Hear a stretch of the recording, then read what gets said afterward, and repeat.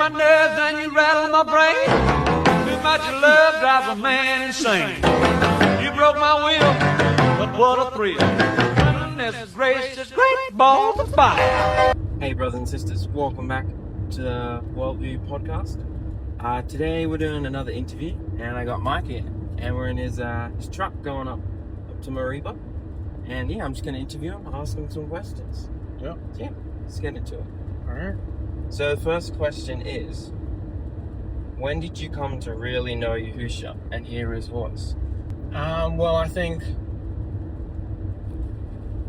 getting into Yahusha properly was when I was immersed, but to actually get to know him and hear his voice and everything, I'd say a year and a half is when it first really started. Yeah, and since then it's gotten a lot stronger. In the recent months, especially, has really gotten a lot more emphasis and I guess prioritizing him and prioritizing him and doing what he wants. Yeah, I think the last few months there have been a lot of that, but in general, when I first properly heard him and was trying to get into it a lot more, say about a year ago. Okay. And so why do you think it only a year ago it started to become that real? Because obviously you grew, as soon as you were born, we all grew up under the teachings of knowing Yahusha. So why only that recent do you think it's really become real to you? I don't think any of us really had the right understanding. I know personally, until recently, I also haven't had the right understanding. And also, it wasn't a, what's the word? A priority. It wasn't something that I was putting my time and effort into as much as I am now. And I think, not having a proper understanding was a big factor, because, when we were being raised in it, we were still doing all the old traditions and, calling him Yahuah, going by, this two and everything. But now, obviously, we know Yahuah is Yahusha, and all of it's kind of been simplified down into a clearer and easy understanding of, the vein and who Yahusha is, how to be in Yahusha. And so what do you think what's been the biggest thing you've had to overcome in your life?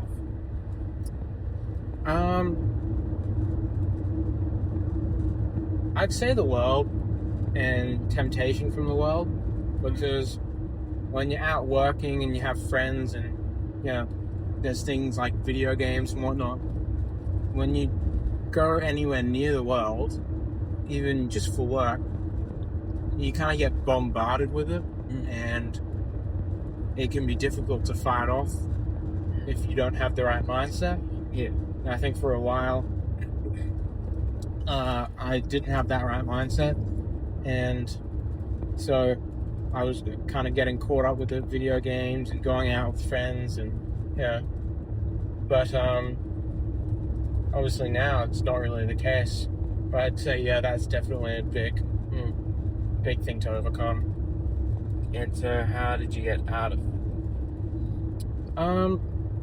Well, I think the clearer understanding of Yahusha, what he wants of us.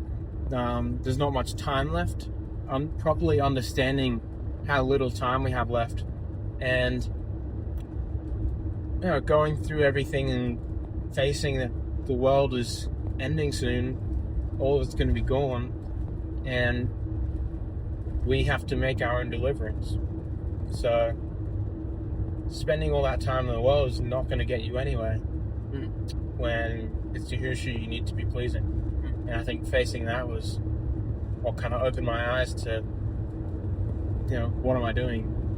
Get out of that and try and pursue what he wants. Why do you think, out of everything in your life, that's been the biggest thing that you've had to overcome? Why is it such a big thing? Well, because when we were raised, obviously, we were raised in Yahusha, and we kind of had mum and dad guarding us.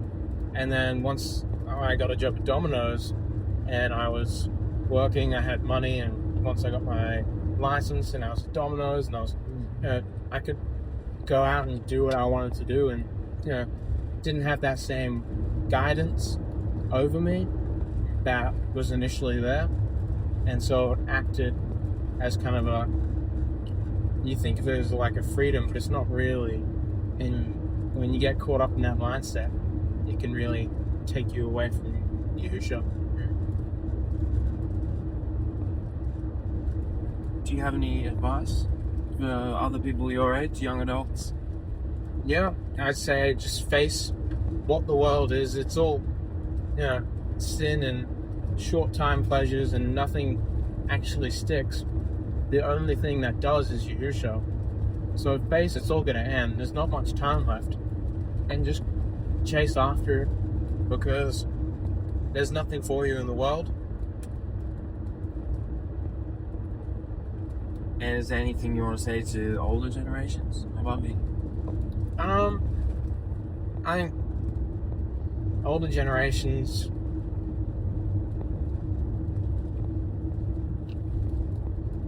to say to them, I would say just encourage the younger generations. Don't try and hold them back, and get into Yahusha yourself, and get in there, do it, act as a example. And lastly, what are your plans, I guess? Like, you only got about a year, maybe? What's your plans coming into the future? Or what's left of it? Keep doing the mandate, spread Yahusha around, get him in, reach my generation, and just keep working on my relationship with him. Why do you think doing the mandate is so important? Because there's no way for anyone in the world to, with everything that's out there, there's nothing that really shares the truth the same as we can through the mandate. Everything is hidden, and when they don't look for it, they can't find it.